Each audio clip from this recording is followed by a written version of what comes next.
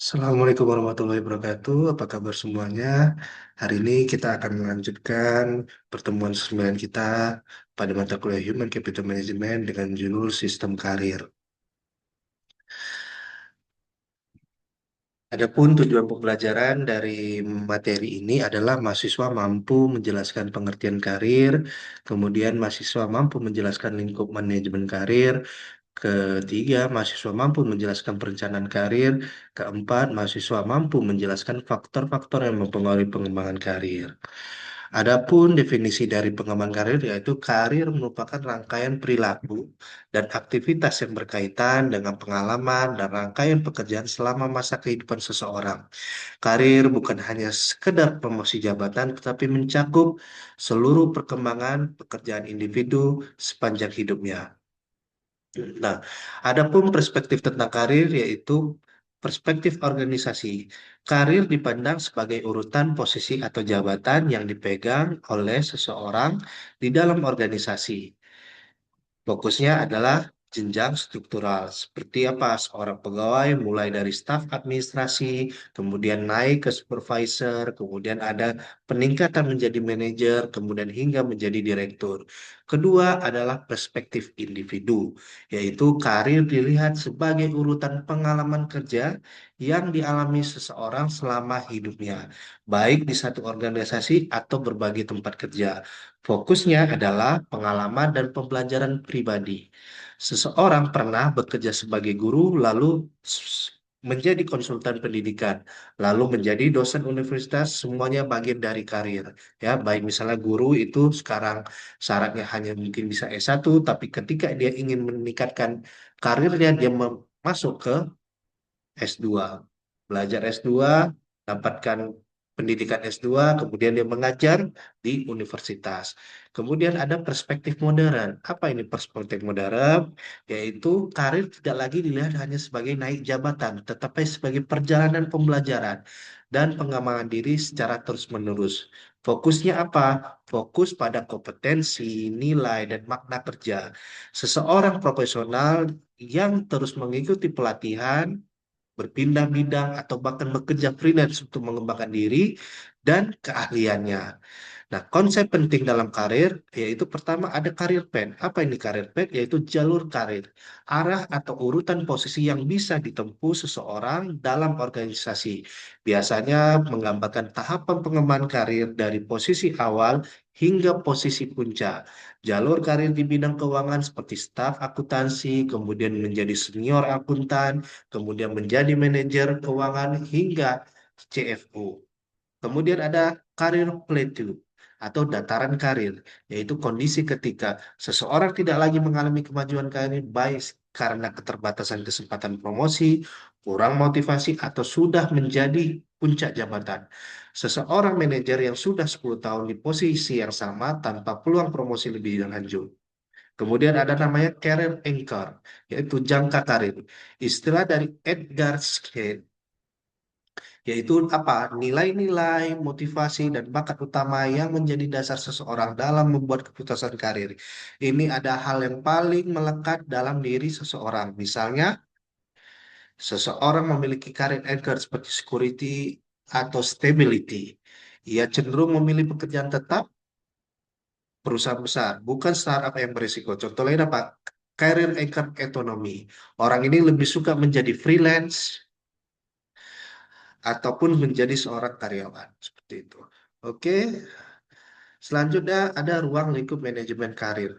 Pertama ada pengertian manajemen karir. Itu apa? Proses pengolahan karir individu dan organisasi yang melibatkan perencanaan, pelaksanaan, dan pengembangan karir untuk mencapai tujuan individu dan organisasi. Tentu kita di dalam ketika ingin memasukkan sebuah perusahaan, ya, kita tentu memiliki perencanaan. Apa tahapan-tahapan kita? Mungkin dari fresh graduate, kemudian melakukan pelaksanaan apa yang menjadi tanggung jawab kita hingga menaik tingkat, naik level, hingga ada pengembangan karir. Makanya kita ketika mau melamar di suatu pekerjaan, kita lihat bagaimana jenjang karir di dalam perusahaan tersebut. Dapat bermanfaat bagi kita atau tidak. Komponennya Manajemen karir yaitu ada perencanaan karir organisasi, identifikasi kebutuhan karir organisasi. Seperti apa yang tadi saya sampaikan, penyusunan jalur karir yaitu karir path, kemudian perencanaan suksesi, succession dan planning, dan pengembangan sistem karir. Ini harus dipikirkan oleh organisasi bagaimana bisa dimanfaatkan oleh individu sehingga individu itu tenang bekerja, sehingga bisa fokus pada tanggung jawab yang telah diberikan. Baik, untuk tahapan selanjutnya yaitu ada pengembangan karir individu. Apa ini pengembangan karir individu? Yaitu adalah asesmen diri dan perencanaan karir pribadi. Individu melakukan evaluasi diri untuk mengenali minat, nilai kemampuan, dan kepribadiannya, lalu membuat rencana karir pribadi. Seseorang mahasiswa mengevaluasi bahwa ia suka berinteraksi dan memiliki kemampuan persuasif, lalu merencanakan karir di bidang pemasaran. Ya, jadi ketika misalnya kita ingin masuk ke bidang pemasaran, apakah kita suka berinteraksi dengan orang lain? Melihat bagaimana, suka nggak kita bercerita terkait manfaat dari segala sesuatu. Misalnya kalau kita di dalam perusahaan itu, kita menjual produk, kita ceritakan apa benefitnya bagi calon customer ataupun konsumen. Yaitu kemudian ada pengembangan kompetensi dan keterampilan, yaitu meningkatkan pengetahuan, keterampilan, dan sikap profesional agar sesuai dengan tujuan karir, mengikuti pelatihan public speaking, ya, karena apa? Kita berjumpa dengan seseorang, kita harus pandai bercerita, ya. Kemudian terkait dengan apalagi sekarang zamannya digital, kita harus tahu bagaimana memanfaatkan digital itu sehingga menjadi digital marketing dan kursus kepemimpinan. Karena apa? Di dalam karir itu kita ketika sukses, maka akan naik karir. Kita akan memimpin suatu unit, memimpin suatu biro. Jadi kita harus belajar terkait dengan kepemimpinan. Kemudian pencarian informasi karir, yaitu mengumpulkan informasi tentang bagaimana peluang karir, kemudian tren industrinya, dan jalur karir yang relevan. Ya, jadi ketika kita ingin mencari suatu pekerjaan, kita lihat bagaimana peluang karir di suatu perusahaan. Misalnya tadi di jalur PET ataupun perencanaan jalurnya itu misalnya di bagian pemasaran kita masuk ke dalam pemasaran mungkin awalnya junior level kita achieve target, ya achieve target kita naik ke senior, middle middle level, kemudian menjadi senior manager, kemudian menjadi supervisor. Itu adalah peluang yang harus kita ketahui ketika ingin masuk ke dalam suatu perusahaan. Ataupun di bagian keuangan kita awalnya hanya sebagai pencatatan arus kas, kemudian menjadi auditor hingga dan seterusnya seperti itu ya. Oke.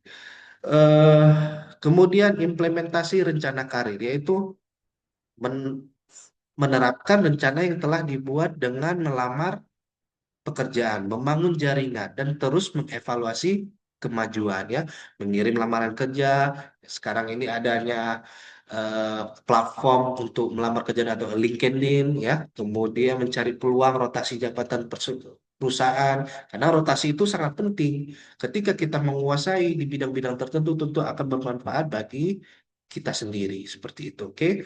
Kemudian sistem manajemen karir yaitu komponennya pertama yaitu ada kebijakan dan prosedur karir. Panduan resmi dari organisasi tentang bagaimana karir karyawan dikelola, termasuk promosi, rotasi, pelatihan, dan jenjang jabatan.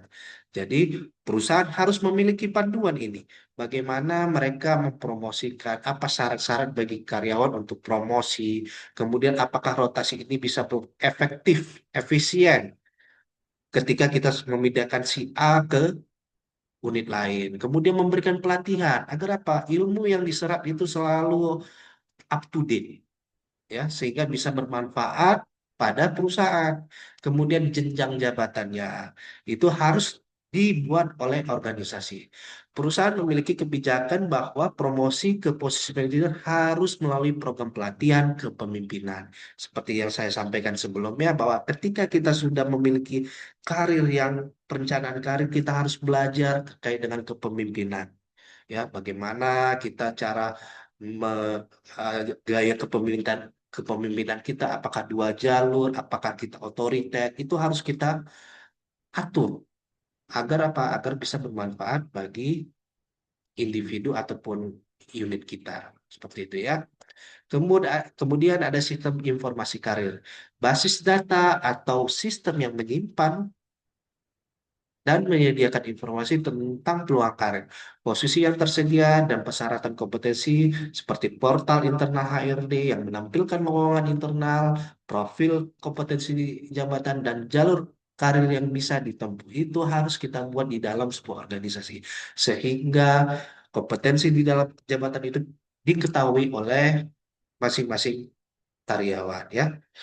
Oke, selanjutnya C, program pengembangan karir yaitu program yang dirancang untuk mendukung peningkatan kompetensi ya dan kesiapan karir kalian. Habis itu seperti apa pelatihan teknis mentoring, coaching, job rotation, ya program telemanajemen itu harus ada dikembangkan oleh perusahaan sehingga bisa bermanfaat bagi karyawan ataupun individunya. Kemudian evaluasi sistem karir, proses menilai efektif dalam manajemen karir, ya.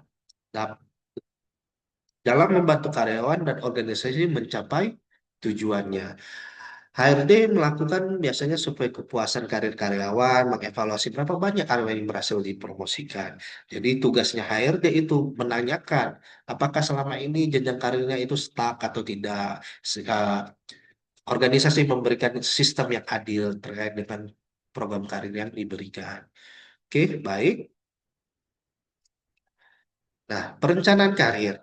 Ya, itu proses di mana individu menetapkan tujuan karir dan mengidentifikasi cara untuk mencapai tujuan tersebut.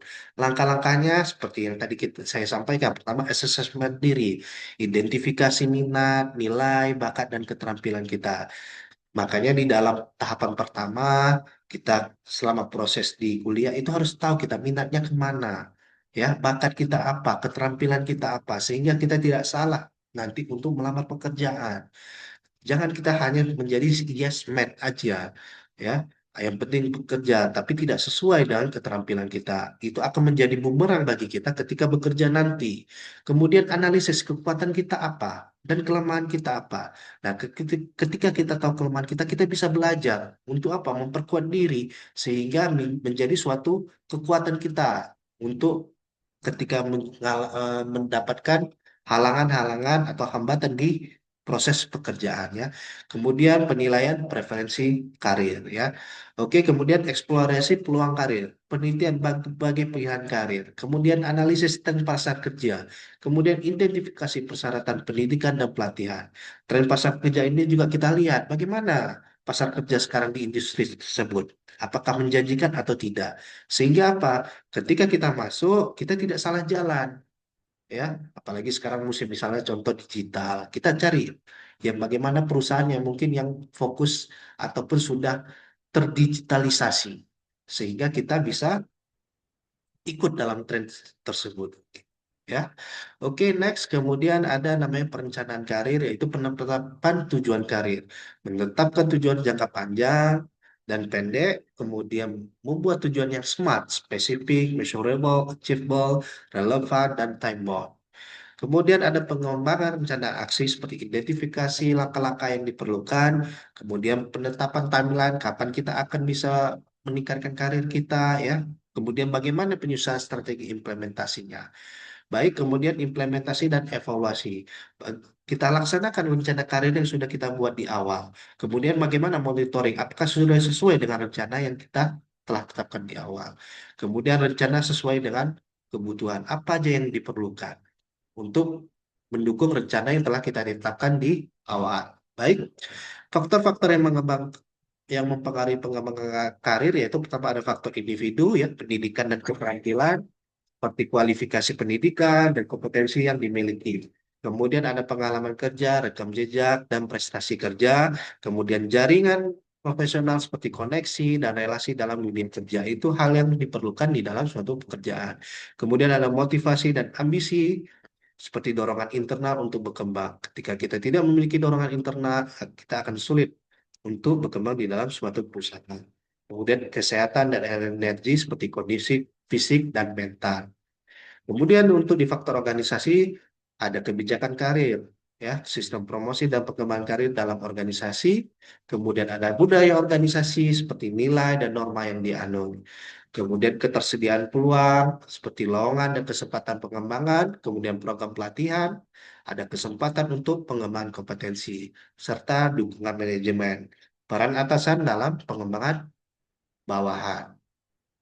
Baik, dan adanya faktor lingkungan eksternal seperti kondisi ekonomi, ya, situasi ekonomi nasional dan global itu juga mempengaruhi pengembangan karir. Kemudian tren industri yang seperti saya sampaikan sebelumnya, ada perkembangan dan perubahan dalam industri, kemudian perkembangan teknologi, dampak teknologi terhadap jenis pekerjaan.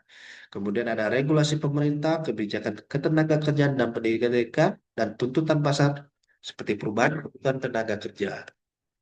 Implementasi sistem karir yang efektif, pertama, peran organisasi menyediakan sistem karir yang jelas, kemudian memberikan kesempatan pengembangan yang merata dan menciptakan lingkungan yang mendukung pertumbuhan karir.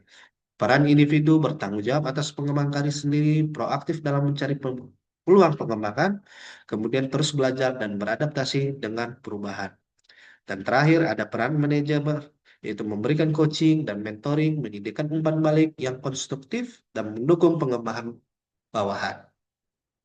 Kesimpulannya dalam pertemuan kali ini yaitu sistem karir sebagai pendekatan komprehensif dalam mengelola perjalanan perkembangan pekerjaan individu yang mencakup pengertian karir sebagai rangkaian pengalaman kerja seumur hidup, ruang lingkup manajemen karir yang meliputi perencanaan organisasional dan pengembangan individual, serta proses perencanaan karir melalui asesmen diri, eksplorasi peluang, penetapan tujuan SMART, dan implementasi rencana aksi.